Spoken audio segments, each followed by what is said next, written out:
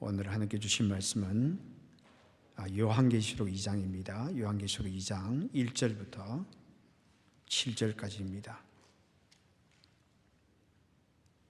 요한계시록 2장 1절부터 7절까지 제가 하나님의 말씀을 받들어 봉독하도록 하겠습니다. 아멘으로 화답해 주시면 감사하겠습니다.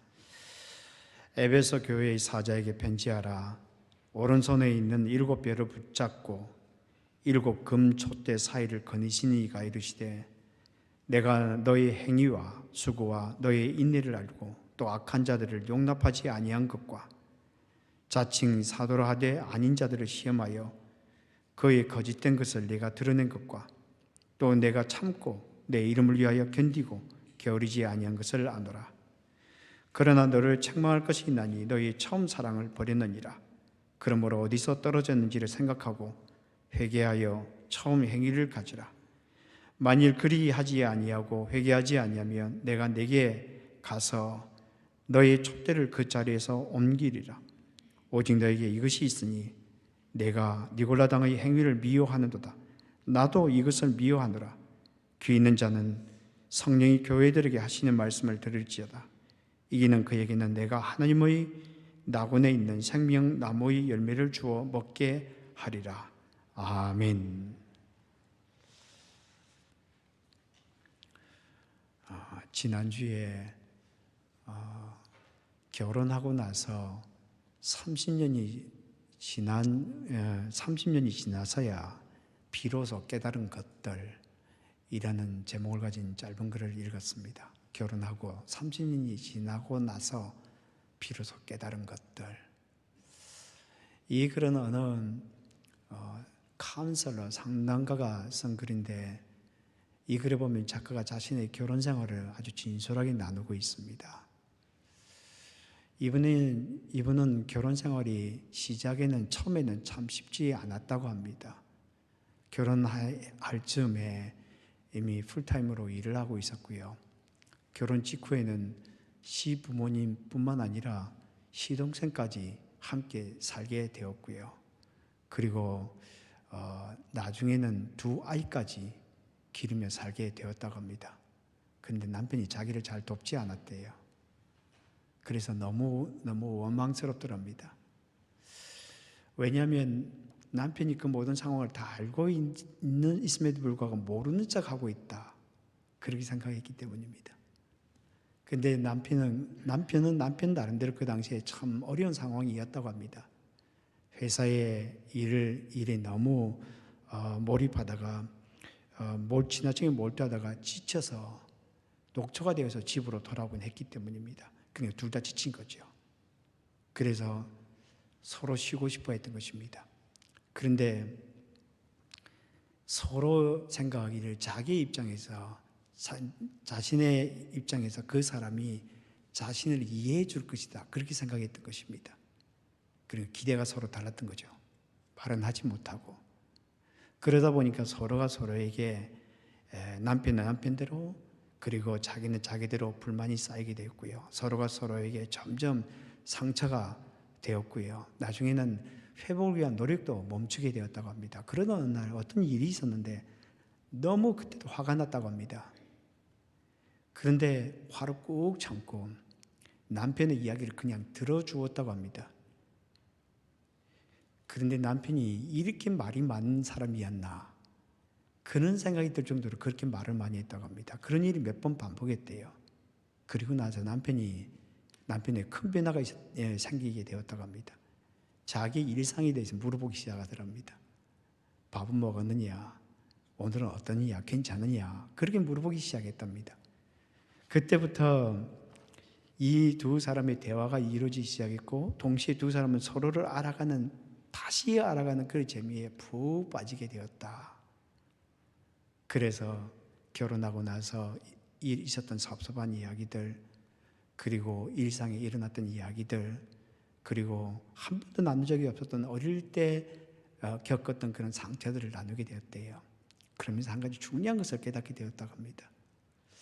사랑하니까 말하지 않아도 분명히 알 거야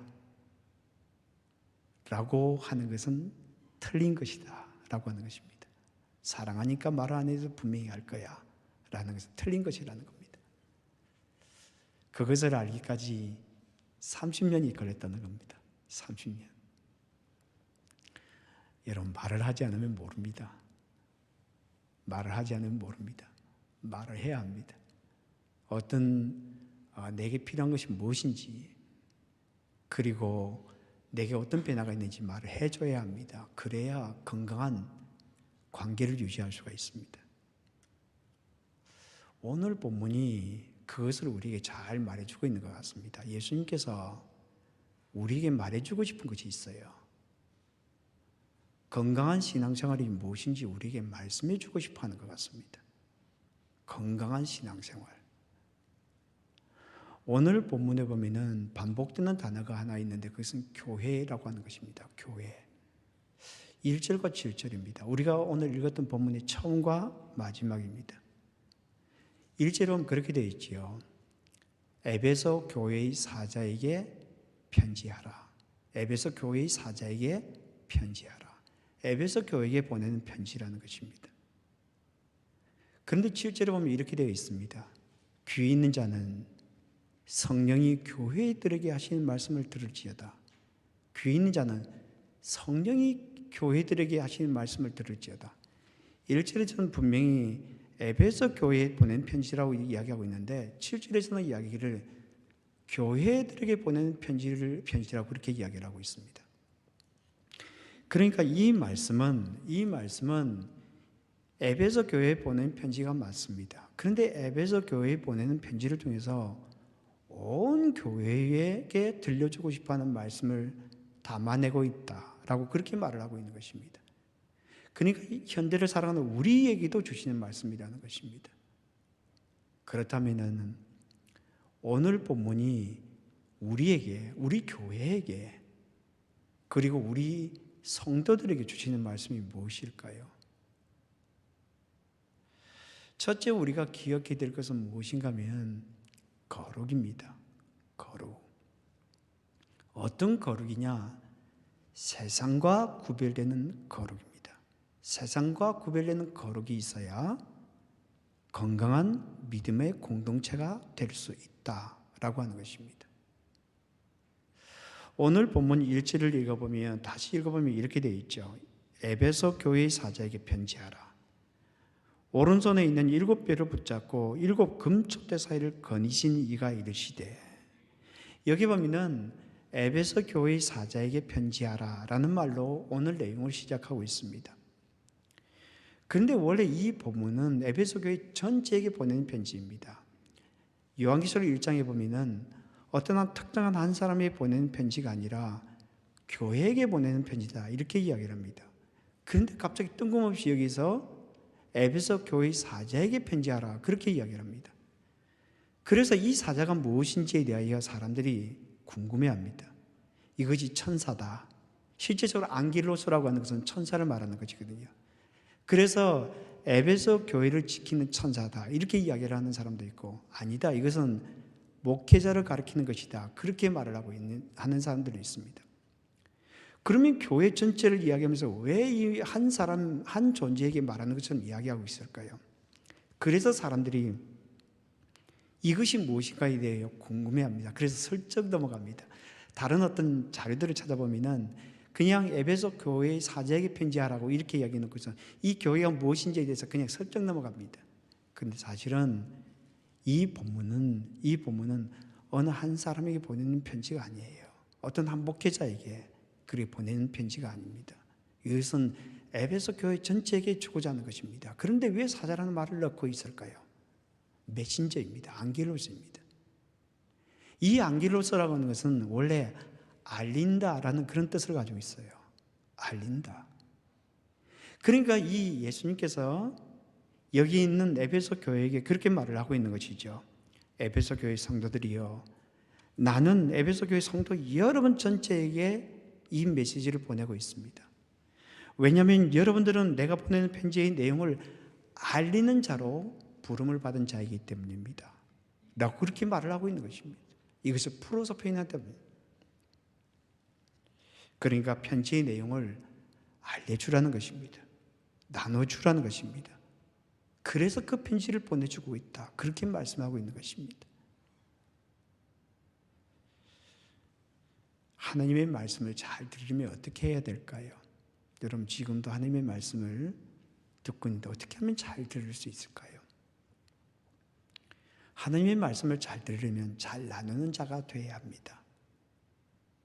잘 나누는 자가 되어야 합니다. 여러분 예배를 들은 후에 들은 말씀을 가지고 부부간에 함께 나누는 겁니다. 오늘 받은 은혜가 이것이었다. 오늘 하나님께서 내게 이것을 말씀하고 있다. 그렇게 나누는 겁니다. 성경을 읽으면서 그 받은 내용의 은혜들을 자녀들과 함께 나누는 겁니다. 어렵게 나눌 필요 없어요. 밥을 식사를 하면서 오늘 이런 내용이 있었다라고 이렇게 나누는 겁니다. 한 달 지나면서 받은 은혜들을 구역원들과 함께 나누는 거예요. 얼마나 많겠습니까? 근데 한 달 모여서 우리가 나눌 내용이 없다. 그러면 이상한 거죠. 근데 참 신기하게도 나누면 더 풍성해져요. 나누면 더 풍성하게 되어 있습니다. 여러분 우리가 그것이 정상입니다. 왜냐하면 나눌 말씀이 더 깊이 있게 듣습니다. 나누려면 알아야 되거든요. 나누려면 가슴에 다가와야 됩니다. 그러면 어떻게 되겠습니까? 듣는 말씀들을 그냥 하나하나 놓치려고 하지 않아요. 잘 듣습니다. 말을 해보면 내가 알고 있는지 모르고 있는지 정확하게 압니다. 그래서 여러분 성경 공부를 하신 분들은 많이 나눠야 돼요. 많이 나눠야 돼요. 성경부 인도자가 되어야 돼요. 최근에 제가 어떤 부부 이야기를 들으면서 참 재미있다라는 생각이 들었는데 참 은혜가 많이 됐는데 이 부부가 매일 이 가정예배를 드리는 거예요. 그런데 매일 아침에 있었던 그 말씀을 가지고 나눈다는 거예요.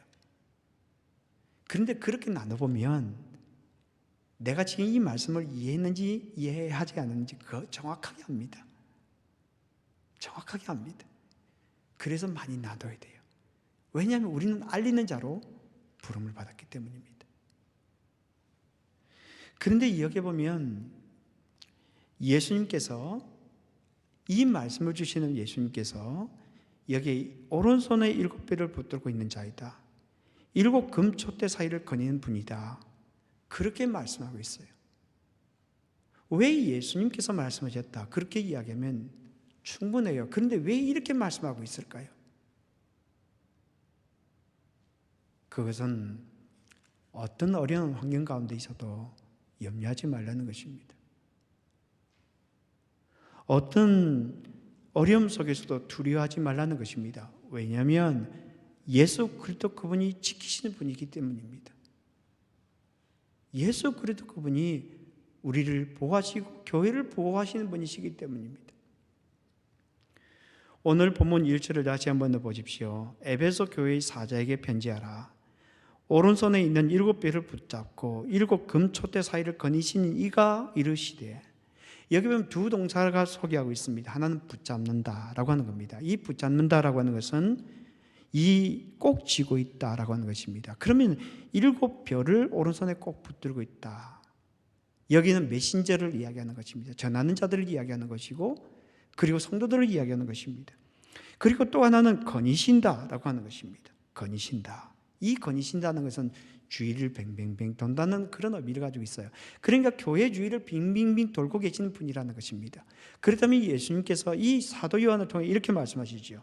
에베소 교회 성도들이여, 나는 여러분들이 로마 황제들의 핍박과 이단들의 공격과 에베소 지역에 있는 가득 찬 우상들 때문에 극도의 어려움에 처해 있는 것을 잘 알고 있습니다.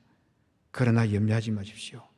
내가 교회를 나의 오른손에 붙들고 있기 때문입니다. 내가 교회의 주위를 돌고 있기 때문입니다. 라고 말하고 있는 것입니다. 교회는 사람이 지키는 것이 아닙니다. 교회는 사람이 지키는 것이 아닙니다. 교회는 예수 그리스도께서 지키십니다. 우리는 그저 충성할 뿐입니다. 우리가 염려를 하면서 교회를 그렇게 섬길 필요는 없어요. 우리에게 주어진 일들을 그냥 묵묵히 하면 됩니다. 성도들은 사람이 지키는 것이 아닙니다. 성도는 예수 그리스도께서 지키시는 겁니다. 그저 우리는 사랑하기만 하면 됩니다. 잘 섬기기만 하면 되는 것입니다. 여러분 가끔 그런 생각이 들죠.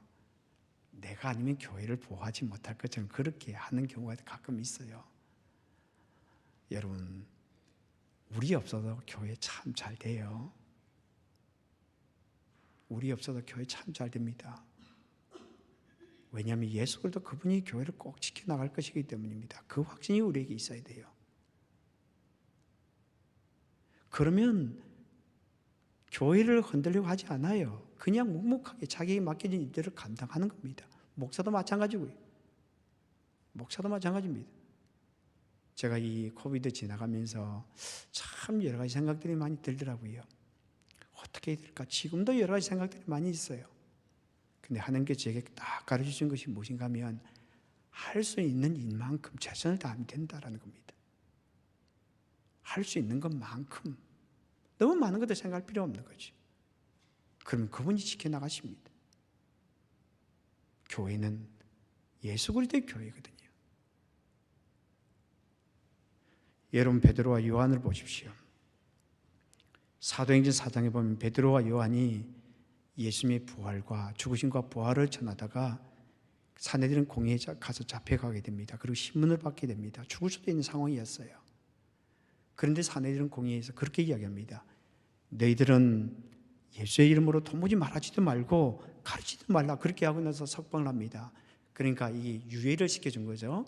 프로베이션을 시킨 겁니다. 그리고 내보냈습니다. 그래서 이 두 사람이 믿음의 형제들에게 와서 일어나지 있는 모든 일들을 이야기합니다. 그리고 나서 그들이 어떻게 합니까? 그들이 하나님 앞에 엎드려서 기도를 합니다. 이렇게 기도하죠. 주여 이제도 그들의 위협함을 굽어 보시옵고 또 종들로 하여금 담대히 하나님의 말씀을 전하게 하여 주시오며 손을 내밀어 병을 낫게 하시옵고 표적과 기사가 거룩한 종 예수의 이름으로 이루어지게 하옵소서. 그들은 기도했습니다. 그래서 어떤 일이 일어났습니까? 빌기를 다음에 모인 것이 진동하더니 무리가 다 성령에 충만하여 담대히 하나님의 말씀을 전하니라. 담대히 하나님의 말씀을 전하니라. 우리는 항상 예수 그리스도를 딱 쳐다봐야 합니다. 예수 그리스도가 괜찮다 그렇게 말씀하시면 괜찮은 거예요. 그렇지 않아요? 그죠? 여러분 우리 인생이 막 흔들리고 조차도 여러분 예수 그리스도 그분이 괜찮다면 괜찮은 거예요. 우리 인생에 지나가는 수많은 일들을 끊임없이 찾아옵니다. 여러분. 끊임없이 찾아오죠. 그래도 예수님이 괜찮다면 괜찮은 거예요. 그 힘 때문에 살아가는 겁니다.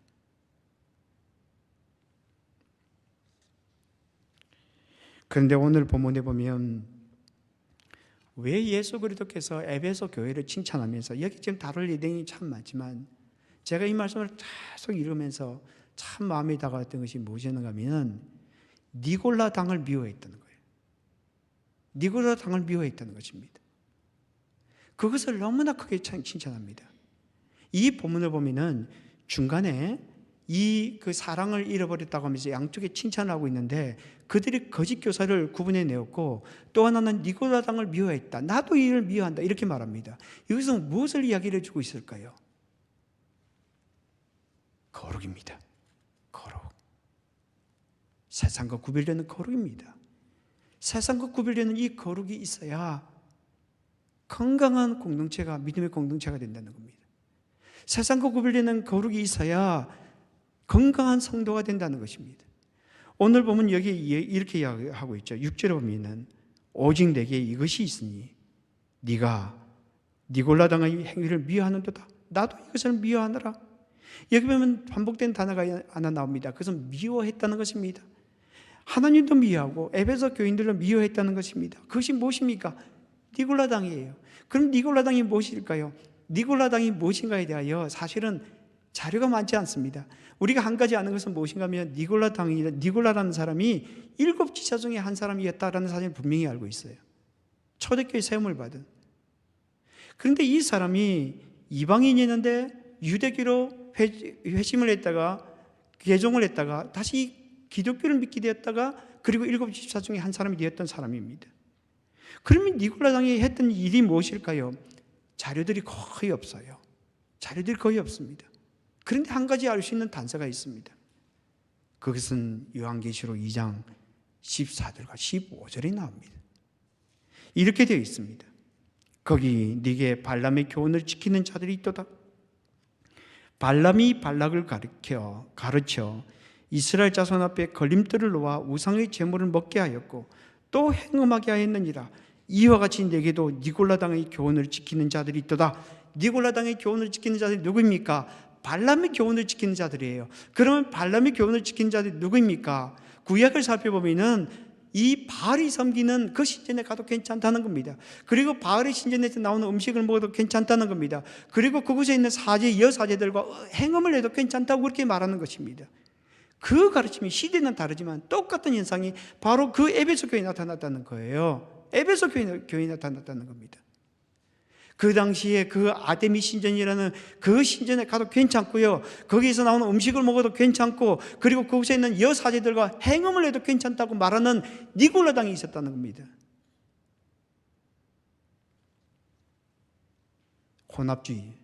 혼합주의예요. 예수를 믿기 때문에 무엇을 해도 괜찮다고 그렇게 이야기하는 겁니다. 예수를 믿으니까 가서 행음해도 괜찮고요, 그곳에 가서 음식을 먹어도 괜찮다, 그렇게 말하는 것입니다. 그러니까 적당히 예수를 믿고 적당히, 그리고 세상도 따르는 혼합주의를 살아가는 겁니다. 그런데 에베소 교회 성도들은 그런 삶의 방식을 거절하였습니다. 왜냐하면 하나님께서 미워하는 것이었기 때문이에요. 여러분, 거룩이라는 것은 무엇인가 하면 하나님께서 미워하는 것을 같이 미워하는 거예요. 그것이 거룩이에요, 여러분. 여러분, 거룩이라는 것을 무슨 다른 특별한 삶이 아니라 하나님께 좋아하는 것을 좋아하고요, 하나님께서 미워하는 것을 함께 미워하는 것입니다. 우리가 말을 할 때도 하나님께서 좋아하는 말만 하고 하나님께 싫어하는 말은 하지 않는 것입니다. 그것이 거룩이에요. 여러분, 거룩이라는 것은 단순한 겁니다. 그 말씀을 따라서 살아나가는 거죠. 그것이 바로 거룩입니다. 어떤 목사님께서 설교 중에 이렇게 말씀하셨습니다. 한 번은 이분이 전혀 알지 못한 어떤 한 이 주부로부터 편지를 한 통을 받았다고 합니다. 이분은 지방에 살고 있기 때문에 그 근처 교회에 나가고 있는데 가끔씩 그 인터넷으로 이 목사님이 설교를 들었대요. 그런데 어느 날 설교를 듣는데 두 가지 주제가 자기 가슴에 딱 다가왔답니다. 하나는 사람이 되어라는 것이었고, 또 하나는 정직하라라는 것이었대요. 근데 이 두 번째 질문, 정직하라는 이 질문 속에 자기 자신이 물어보았답니다. 나는 하나님 앞에 정직한 사람인가? 그런데 거기에 대해서 예스라고 말을 못하겠더랍니다. 그렇다고 해서 무슨 크게 처벌만한 그런 일을 행한 것도 아니었습니다. 그럼에도 불구하고 자기를 속이고 있다는 생각이 들더랍니다. 두 가지 일이었는데요. 하나는 자신의 휴대폰을 초등학생인 딸의 이름으로 올려놓았다고 합니다. 왜냐하면 조금 싼 요금 혜택을 받을 수 있었기 때문입니다. 또 하나는 전세금을 치르고 나서 남은 돈 2천만 원을 자기 어머니 이름으로 그렇게 명의로 그렇게 은행에 예금을 해놓았다고 합니다. 왜냐하면 저소득층들이 받을 혜택을 받지 못할까 염려했기 때문입니다. 이것이 잘못된 것이다, 한 번도 생각해 본 일이 없었다는 거예요. 오히려 이름을 빌릴 수 있는 딸이 있었고, 그리고 어머니가 있어서 참 감사했다고 합니다. 그런데 이 목사님의 말씀 앞에 딱 생각하니까 이건 올바르지 못한 것이구나, 그런 생각이 들더랍니다. 그래서 자기 이름으로 명의도 바꾸고요, 그리고 예금도 자기 이름으로 다시 바꿨다고 합니다. 그래서 돈도 더 내고 있고, 그리고 자기 자녀들이 받을 수 있는 그 혜택이 줄어들 수도 있다 라는 것을 알고 있다는 거예요. 그럼에도 불구하고 이렇게 이야기를 합니다. 우리의 삶의 목표는 세상의 부귀영화가 아니라 광야와 사막의 소망의 길을 뚫고 생명의 강을 내기 위해 우리의 생명을 던지는 것이다 라는 가르침, 그리고 하나님께 드리는 최상의 예물은 우리의 삶 자체를 거룩한 예물로 드리는 것이다 라는 가르침, 그 가르침을 가슴에 품고 살아가고 있습니다. 앞으로 하나님과 독대의 시간을 가지면서 제 삶이 이력서가 되도록 힘써 노력하겠습니다. 여러분, 거룩이라는 것은 하나님 앞에 이력서를 내는 겁니다. 나의 살아간 삶, 이력서를 내는 것입니다. 그 이력서가 무엇일까요? 하나님께서 기뻐하시는 것을 하는 것이고 하나님께서 싫어하는 것을 하지 않는 겁니다. 우리가 첫 번째 기억해야 될 단어가 무엇입니까? 거룩입니다. 거룩. 어떤 거룩입니까? 세상과 구별되는 거룩입니다. 세상과 구별되는 거룩이 있어야 건강한 믿음의 공동체, 건강한 신앙인이 됩니다. 또 하나 기억해야 될 것은 무엇인가 하면 회복입니다. 회복. 어떤 회복이냐? 첫사랑의 회복입니다. 첫사랑을 회복해야, 처음 사랑을 회복해야 건강한 믿음의 공동체, 건강한 신앙인이 된다는 겁니다. 오늘 보면 4절을 보십시오. 이렇게 되어 있죠. 그러나 너를 책망할 것이 있나니 너희 처음 사랑을 버렸느니라. 너희 처음 사랑을 버렸느니라. 여기 버렸다는 것은 그냥 버렸다는 것이 아니고요, 아주 적극적으로 버린 겁니다. 아주 적극적으로 버렸다는 거예요. 그래서 이 단어는 원래 이혼을 할 때 사용하는 표현이었다고 합니다. 그런데 여기서 말하는 이 처음 사랑이라는 것이 무엇일까요? 이 처음 사랑이 무엇인가에 대하여 아무런 그다음 설명이 없어요. 그래서 학자들 간에 참 재밌게도 이런 이야기를 해요. 학자들이 이 처음 사랑이라는 것은 하나님에 대한 사랑을 버렸다, 또는 사람에 대한 사랑을 버렸다, 뭐 이렇게 주장하는, 그걸 가지고 막 논쟁을 벌여요. 참 학자들은 희한하죠. 그런데 여기서 이 처음 사랑이라는 것을 빌이라는 아주 유명한 주석가가, 학자가, 이 성경학자가 이렇게 이야기를 했습니다. 이것은 단순히 그리스도인들이 서로를 사랑하는 사랑을 잃어버렸다는 것을 지적하는 것이 아닙니다. 그리고 단순히 그리스도를 위한 사랑을 잃어버렸다는 것을 지적하는 것도 아닙니다. 그들은 이 세상 속에서 그리스도를 증거함으로 나타내었던 열정적인 사랑을 잃어버렸다는 것입니다. 여러분, 이 마지막 부분이 굉장히 중요합니다. 그들은 이 세상 속에서 그리스도를 증거함으로 나타내었던 열정적인 사랑을 잃어버렸다는 것입니다. 그러니까 열정을 잃어버렸다는 겁니다. 어떤 열정입니까? 사랑의 열정입니다. 왜냐하면 사랑에는 열정이 따라오게 되어 있습니다. 사랑에는 열정이 따라오게 되어 있어요. 여러분, 열정이 없는 사랑을 본 적이 있습니까? 물론 사람의 연륜에 따라서 이 사랑의 이 내용이 좀 바뀔 수는 있습니다. 그러나 그것이 어떤 형태로 가는데 열정이 있어요. 사람에 대해서는 배려가 있고 열정이 있어요. 여러분, 열정이 없는 사랑을 보았다면 그건 사랑이 아니에요, 여러분. 그러니까 그 열정이 없으니까 그리스도를 증거하는 그 열정이 사라지게 되는 겁니다. 교회가 건강하지 못하게 되면 그리스도를 증거하는 열정이 사라지게 된다는 거예요. 그것이 바로 사랑을 잃어버린다는 것을 이야기하는 겁니다. 다른 사람이 아닙니다. 우리 자신들이 말이에요. 목사가 그리스도를 증거하지 않는다면, 성도들이 그리스도를 증거하지 않는다면, 그 열정이 없다면 처음 사랑이 사라진 거예요, 여러분. 우리 신앙의 목표는 바로 사랑이지 않습니까? 하나님을 사랑하고 성도들을 사랑하는 것이지 않습니까? 그러면 사랑에는 열정이 따르게 되어 있는 겁니다. 열정이 따르게 되어 있는 거예요. 그래서 시간도 드리고요, 그래서 헌신하면서 그렇게 하는 겁니다.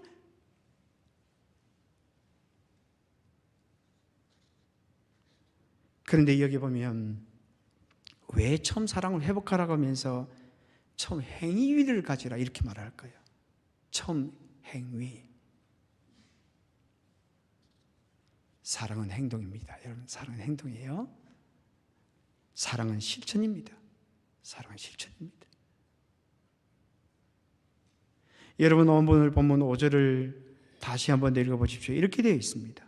그러므로 어디서 떨어졌는지를 생각하고 회개하여 처음 행위를 가지라. 만일 그리하지 아니하면 아니하고 회개하지 아니하면 내가 너에게 가서 너의 촛대를 그 자리에서 옮기리라.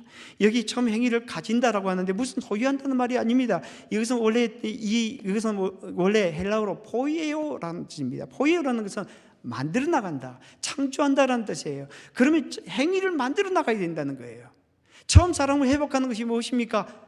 창조하는 것입니다. 무엇을 창조하는 것입니까? 무엇을 만드는 것입니까? 처음 행위를 하는 것입니다. 처음 했던 그 일들을 하는 겁니다. 그러니까 이렇게 말씀하고 있는 거죠. 에베소 교회 성도들이여, 나는 먼저 여러분들이 어디서 떨어졌는지 기억을 되돌려 보게 되기를 원합니다. 그리고 지금 바로 돌이키게 되기를 바랍니다. 그리고 처음 사랑을 경험할 때 했던 행위들을 다시 하게 되기를 바랍니다. 라고 이렇게 말을 하고 있는 것입니다. 여러분, 사랑하면 가만히 있을 수가 없어요. 사랑하면 가만히 있을 수가 없습니다. 왜냐하면 사랑하면 마음이 흘러가게 되어 있고요, 마음이 가게 되어 있고요, 마음이 가게 되면 몸도 가게 되어 있기 때문입니다. 그러니까 사랑은 그렇게 우리의 존재를 통하여 흐르게 되어 있는 거죠. 여러분, 사랑이 그냥 머물러 있는 것을 본 적이 있습니까? 없잖아요. 없어요, 여러분. 사랑은 흘러갑니다. 마음을 따라 나의 존재가 흘러가는 겁니다. 그것이 사랑이에요.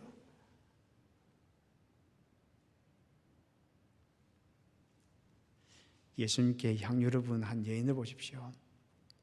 누가복음 7장에 보면은 시몬이라고 부르는 어떤 한 바리새인의 집에 식사 초대를 받았습니다. 그때 한 여인이 예수님 식사하는 자리에 찾아와서 옥합을 가지고 옵니다. 그리고 눈물로 예수님의 발을 닦고 적시고 그 발을 닦고 그 발을 입 맞추면서 향유를 부었습니다. 그러자 이 바리새인이 그 모습을 보면서 속으로 그렇게 생각했습니다. 속으로, 저 여인이 어떤 사람인지 알았다면 저런 일을 하게 내버려두지 않을 것이다. 그러니까 이 사람이 죄인이었다는 겁니다. 그러니까 죄인이 만지면 자기도 죄인이 되니까 그걸 못하게 하는 겁니다. 그런 일을 하지 못하게 했을 것이다. 이렇게 머릿속에, 마음속에 생각합니다. 그때 예수님께서 이런 말씀하셨습니다. 당신은 나에게 발 씻을 물도 주지 아니하였습니다. 그런데 이 여인은 눈물로 내 발을 적시고 그 머리털로 닦아 주었습니다. 당신은 나에게 입맞추며 인사도 안 했습니다. 그런데 이 여인은 지금까지 입맞추기를 쉬지 아니하였습니다. 당신은 내 머리에 감람유를 붓지 아니하였습니다. 그런데 이 여인은 향유를 내 발에 부었습니다.